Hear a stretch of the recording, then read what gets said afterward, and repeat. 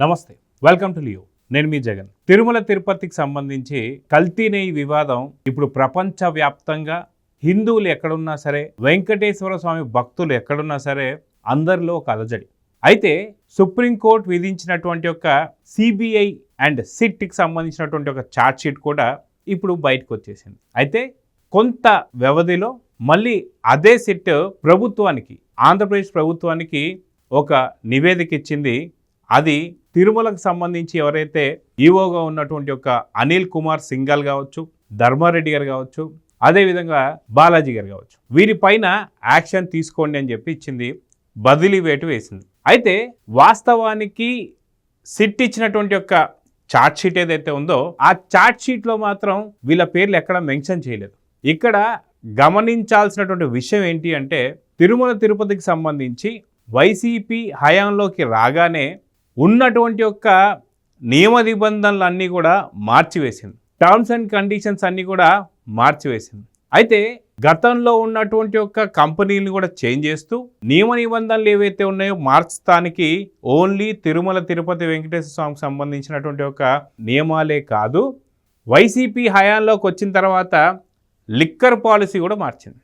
ఇలా తిరుమల తిరుపతికి సంబంధించిన నెయ్యికి సంబంధించినటువంటి పాలసీ కావచ్చు, అదేవిధంగా లిక్కర్ పాలసీ కావచ్చు, అదేవిధంగా ప్రతిదీ కూడా వైసీపీ హయాంలోకి వచ్చిన తర్వాత చాలా వాటిల్లో రూల్స్ అండ్ రెగ్యులేషన్స్ అన్నీ మార్చి వాళ్ళు ఎవరికైతే కాంట్రాక్ట్ ఇవ్వాలో వాళ్ళకి ఇచ్చుకునేలాగా వాళ్ళకు అనుగుణంగా ఆ రూల్స్ మొత్తాన్ని కూడా మార్చివేసింది. అయితే తర్వాత మళ్ళీ వైసీపీ వాళ్ళు చెప్పేటువంటి పాయింట్స్ ఎలా ఉంటాయంటే, అవును మేము రూల్ ప్రకారమే కదా చేసింది, నియమ నిబంధనలు ఎలా ఉన్నాయో దాని ప్రకారమే చేశామని చెప్పేసి అంటున్నారు. కానీ వాస్తవానికి అటు లిక్కర్ పాలసీ కావచ్చు, అదేవిధంగా ఇక్కడ తిరుమలకు సంబంధించినటువంటి యొక్క కల్తీ నెయ్యి విషయంలో నెయ్యి పాలసీ కావచ్చు, ఇలా రాష్ట్ర వ్యాప్తంగా అనేక వ్యవస్థల్లో అనేక మార్పులు చేర్పులు వీళ్ళకు అనుగుణంగా చేసుకున్నారు. అయితే ఈ యొక్క విషయంపై సుప్రీంకోర్టు సిట్ వేసింది.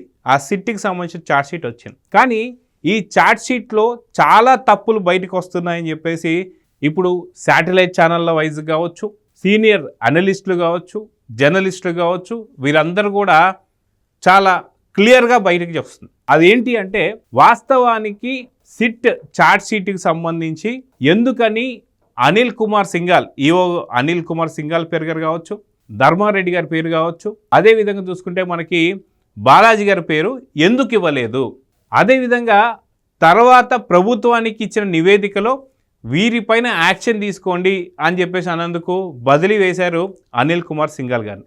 వాస్తవానికి అనిల్ కుమార్ సింఘాల్ పై బదిలీ వేయడంతో కంప్లీట్గా ఇంకొక తప్పు సిట్ బయటపడింది. ఏంటి అంటే, పెద్ద ఎత్తున వైసీపీ నేతల్ని అరెస్ట్ చేయాలి, ఈ కల్తీ నెయ్యి అనే పదార్థమే లేకుండా నెయ్యిని సప్లై చేసినటువంటి ఒక వారు కావచ్చు, వాళ్ళపైన యాక్షన్ తీసుకుంటున్నారు, అరెస్టులు చేశారు, విచారణ జరుగుతూనే ఉంది. అదేవిధంగా చూసుకుంటే A1 నుంచి A36 దాకా దీంట్లో సైంటిస్టులు కూడా ఉన్నారు.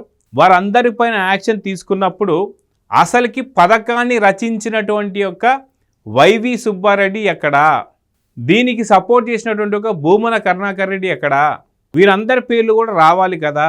అదేవిధంగా సుప్రీంకోర్టు విధించినటువంటి యొక్క సిబిఐ చే ఒక సిట్ ఏదైతే ఉందో ఆ ఛార్జ్ షీట్లో అనిల్ కుమార్ సింఘాల్ పేరు కానీ, బాలాజీ గారి పేరు కానీ, ధర్మారెడ్డి గారి పేరుని కానీ ఎందుకని ప్రస్తావించలేదు అంటే, ఛార్జ్ షీట్లో ఒకవేళ వాళ్ళ పేర్లు ప్రస్తావిస్తే ఖచ్చితంగా సుప్రీంకోర్టు కూడా అడిగే అవకాశం ఉంది. వీళ్ళు ఓన్లీ అక్కడ ఉన్నటువంటి ఉద్యోగులు మాత్రమే కదా, అసలు పథకాన్ని రచించిన వారు ఎవరు అని చెప్పేసి అడుగుతుంది. వాస్తవానికి ఒక వ్యక్తి హత్య గాయించబడ్డాడు అనుకున్నాం. అప్పుడు అక్కడ ఉన్నటువంటి ఒక వ్యక్తి ఎవరైతే ఉన్నారో చూసిన ఆఫీసర్ కావచ్చు, లేదా తన దృష్టిలోకి వచ్చినటువంటి ఆఫీసర్ కావచ్చు, ఆ ఆఫీసర్కి అది హత్య కాదు మరణం అని చెప్పారు అనుకోండి, అది అదేనేమో అని చెప్పి అతను నోట్ చేసుకుంటాడు. కానీ విచారణ తర్వాత అది హత్య అని చెప్పి తెలిసిన తర్వాత మొదటి వేటు ఎవరిపైన వేయాలి, ఇక్కడ అధికారులు ఎవరైతే ఉన్నారో వారిపైన కాకుండా హత్య చేసిన వారిపైన వేయాలి. కానీ ఈ యొక్క పథకాన్ని రచించింది వైవి సుబ్బారెడ్డి, భూమన కరుణాకర్ రెడ్డి గారు ఉన్నారు. వీరెవరిపైన కూడా యాక్షన్ తీసుకోకుండా ఈవో అనిల్ కుమార్ సింఘాల్ పైన యాక్షన్ తీసుకునేసరికి పూర్తిగా సిబిఐ ఏం చేయాలనుకునేది చాలా స్పష్టంగా బయటపడిపోయింది. వాస్తవానికి వైసీపీ నేతలు ప్రతి విషయానికి సిబిఐని ఎందుకు కోరుకుంటారు అంటే ఇందుకే అని చెప్పి చాలా స్పష్టంగా అయిపోయింది. ఎందుకంటే గతంలో వైఎస్ వివేకానందరెడ్డి గారి యొక్క హత్య గాయించినప్పుడు అది ఉదయాన్నే గుండెపోటు అని చెప్పి విజయసాయిరెడ్డి గారు చెప్పారు. ఆయనకి ఎవరు చెప్పారంటే అవినాష్ రెడ్డి గారు చెప్పారని చెప్పి విజయసాయిరెడ్డి గారు చెప్పారు. తర్వాత ఎప్పుడైతే వైఎస్ సునీత గారు చేరుకున్న తర్వాత లేదు గాయాలు కనిపిస్తున్నాయి, ఒకసారి పోస్ట్ మార్టం చేయండి అని చెప్పేసి అన్న తర్వాత అప్పుడు అది హత్య అని చెప్పి తేలిన తర్వాత సుదీర్ఘంగా వైఎస్ జగన్మోహన్ రెడ్డి గారు ఉదయం 3:30-4 ప్రాంతంలో తెలిసిన ఆయన రోడ్డు మార్గంగా వచ్చి అప్పుడు చిన్నాయన్ను గొడ్డలితో నరికి నరికి నరికి నరికి నరికి నరికి నరికి అని చెప్పి 7 సార్లు నరికి అప్పుడు అది నారాసుర రక్త చరిత్ర కింద ఎట్లా అయితే మార్చారో దాంట్లో హత్య చేసిన వాళ్ళు గొడ్డలు కొన్నటువంటి ఒక దస్తగిరి కావచ్చు, మిగతా వారు అందరినీ అరెస్ట్ చేసి వ్యూహాన్ని పన్నినటువంటి ఒక ఎవరైతే వ్యూహాత్మకంగా అక్కడికి వచ్చినటువంటి సిబిఐ అవినాష్ రెడ్డి గారిని అరెస్ట్ చేయబోతే అరెస్ట్ కూడా చేయనీయకుండా టెక్నికల్ అరెస్ట్ చూపించి ఎలాగైతే పక్కన పెట్టారో, ఎలా అయితే వ్యవస్థల్ని వైఎస్ జగన్మోహన్ రెడ్డి గారు మేనేజ్ చేస్తున్నారో అదేవిధంగా చిన్నాయన హత్య కేసులు అయితే మేనేజ్ చేస్తున్నారో అదేవిధంగా తిరుమల కల్తీ నెయ్యి గురించి కూడా అదే విధంగా మేనేజ్ చేస్తున్నారని చెప్పి అక్కడ ఓన్లీ ఒక్క వ్యక్తికి సంబంధించిన హత్య మాత్రమే. ఇక్కడ అత్యంత ఘోరంగా ప్రమాదకరంగా వెంకటేశ్వర స్వామిని నమ్ముకున్నటువంటి ఒక భక్తులందరూ కావచ్చు, బ్రాహ్మణులు కావచ్చు, వీరందరినీ కూడా మానసికంగా హత్య చేసినట్టే చెప్పుకోవాలి. కొన్ని కోట్లలో ఉన్నటువంటి ఒక భక్తుల్ని మానసికంగా హత్య చేశారు అప్పటి వైసీపీ పాలకులు. ఇప్పుడు వారిపైన యాక్షన్ తీసుకోవాల్సింది పోనిచ్చి అక్కడ ఉన్న అధికారులపై ఇప్పుడు వేటు వేయాలని చెప్పి సిట్కి సంబంధించినటువంటి ఒక నివేదిక ఎందుకు ఇచ్చారు?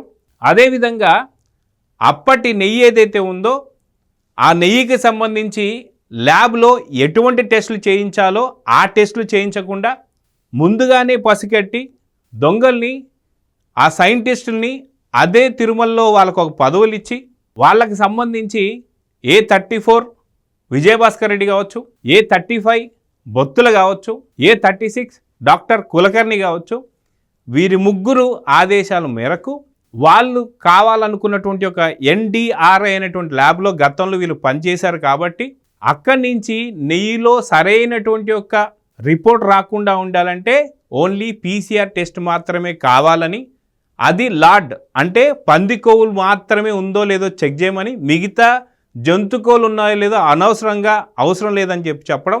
తర్వాత యాక్చువల్గా దానికి చేయించాల్సింది మైటోకాండ్రియా DNAతో పాటు ఇంకా మిగతా కొన్ని టెస్టులు చేస్తే ఆ యొక్క కెమికల్ రసాయనాల్లో ఏమేమి ఉన్నాయో అన్నీ కూడా బయటపడేయట.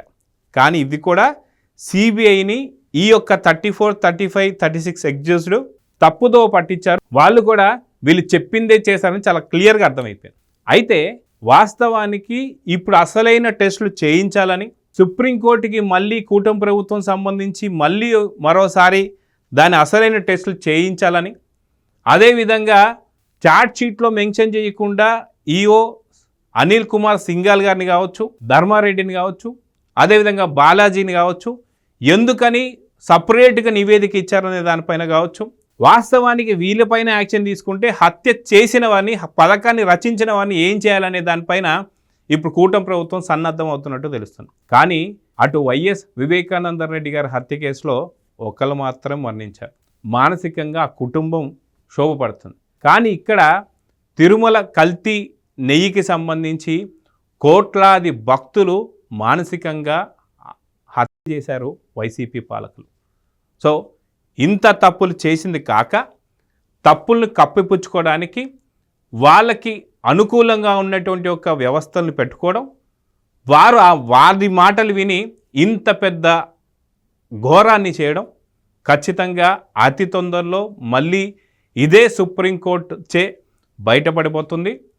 పెద్ద ఎత్తున హిందువులు మాత్రం నిరసనలు అయితే చేస్తూ వస్తున్నారు. ఖచ్చితంగా దీనిపైన ఒక కఠినమైన చర్యలు తీసుకోవాలని చెప్పి కూటమి ప్రభుత్వం కూడా భావిస్తుంది.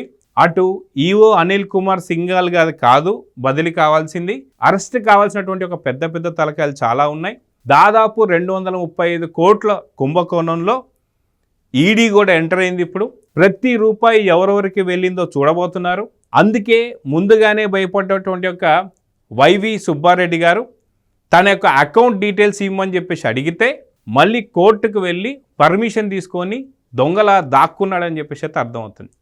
సో అతి తొందరలో దీని గురించి పూర్తి వివరాలు కూడా బయటకు వచ్చే అవకాశాలు ఉన్నాయి. చాలా పెద్ద పెద్ద తలకాయలు కూడా అరెస్ట్ అయ్యే అవకాశాలు ఉన్నాయి. పూర్తి అంతిమ లబ్ధిదారుడు కూడా రాబోతున్నారనేది కూడా వినిపిస్తుంది. మొత్తానికి హిందువుల్ని కావచ్చు, వెంకటేశ్వర స్వామి భక్తుల్ని కావచ్చు, బ్రాహ్మణులు కావచ్చు, జంతు కొవ్వు కలిపినటువంటి ఈ యొక్క లడ్డూని తినిపించి మానసికంగా హత్య చేసి, అంటే కొన్ని కోట్లాది భక్తుల్ని హత్య చేసినటువంటి యొక్క వైసీపీ పాలకులకి ఈ పాపం జరిగిపోదు, మిమ్మల్ని వీడదు, ఖచ్చితంగా మిమ్మల్ని ప్రతి ఒక్కరిని కూడా దహించి వేస్తుందని చెప్పేసి అయితే హిందూ భక్తులందరూ కూడా కోరుకుంటున్నారు. సో చూద్దాం జరగబోతుందో. నమస్తే. Please subscribe to Leo news for more videos.